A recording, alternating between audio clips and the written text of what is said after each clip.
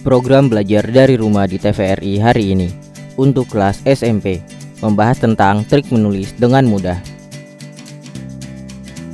Menulis cerita tidaklah mudah, pasti banyak tantangan yang harus dihadapi. Tapi kita harus tetap semangat saat menulis. Saat mau menulis sebuah cerita, ada beberapa hal yang harus disiapkan. Yuk kita cari tahu tentang trik menulis dengan mudah sambil belajar dari rumah. Alasan seorang penulis harus banyak membaca.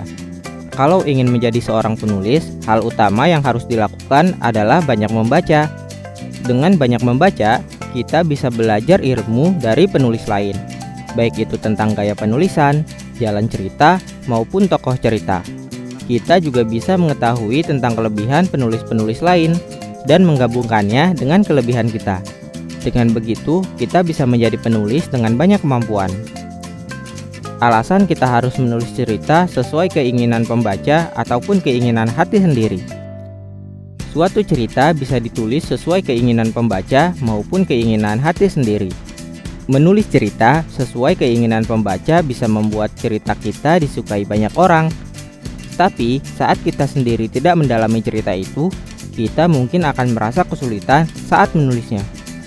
Sementara menulis cerita sesuai keinginan hati sendiri pastinya akan membuat kita senang dan semangat saat menulisnya. Tapi bisa saja cerita yang kita buat itu tidak terlalu disukai oleh banyak orang.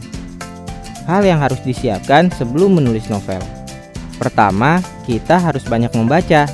Membaca buku-buku karya penulis lain bisa membuat kita belajar banyak hal. Lalu cari tahu kelebihan-kelebihan penulis lain, baik itu dari segi penokohan, jalan cerita, sampai gaya penulisannya. Kemudian, kita juga harus mencari tahu kelebihan dan kekurangan kita sebelum mulai menulis. Kelebihan ini harus kita optimalkan saat akan menulis.